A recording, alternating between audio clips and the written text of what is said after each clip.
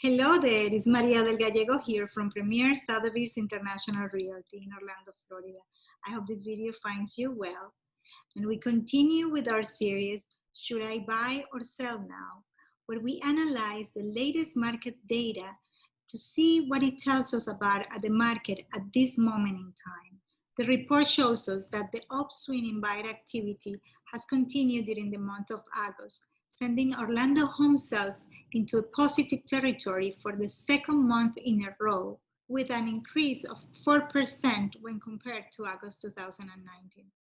Orlando's median home price also continued on its upward path, with an increase of 10% when compared to August 2019.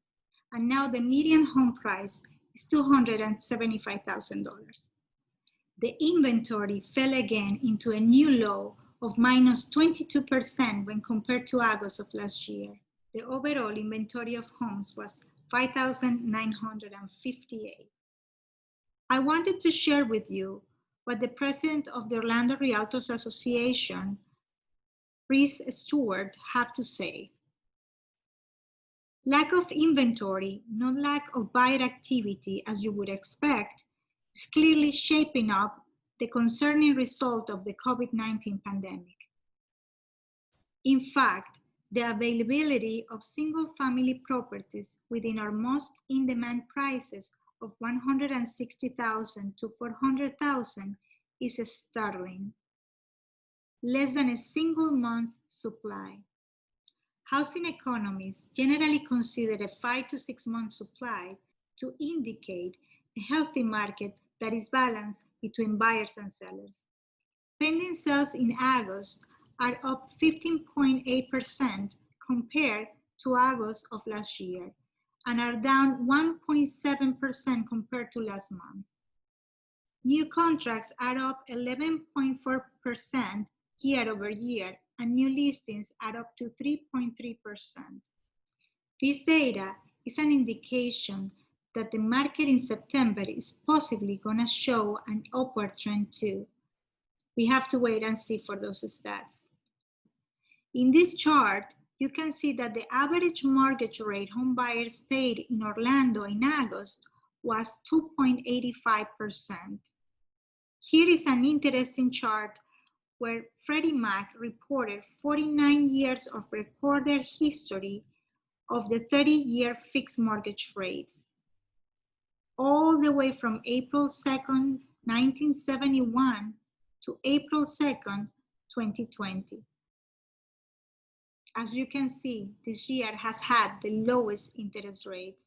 So these historic low rates are fueling the higher buyer demand, and they are also setting up the perfect scenario for homeowners to sell their houses and make a move.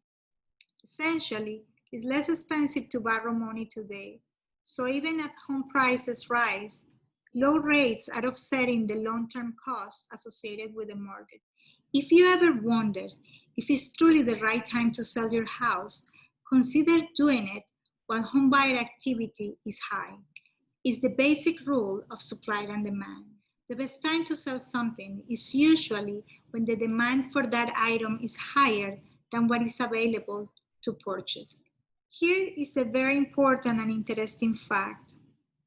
Homeowner equity is high.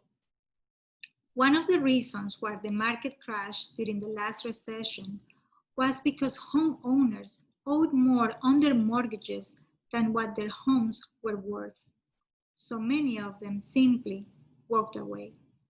According to John Burns Consulting, 50.7% of homes in the US have at least 60% equity, and 42.1% of all homes in this country are mortgage-free, meaning they're owned, free and clear.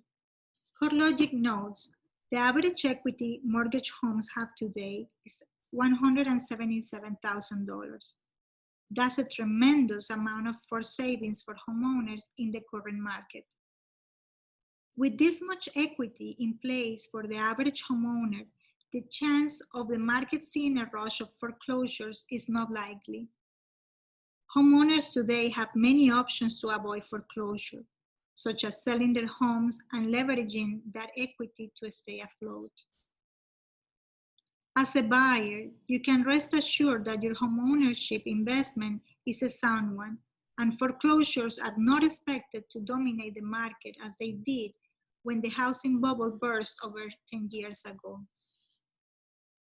Looking at these stats is definitely going to be interesting to see how the market continues to move as we enter into the fall.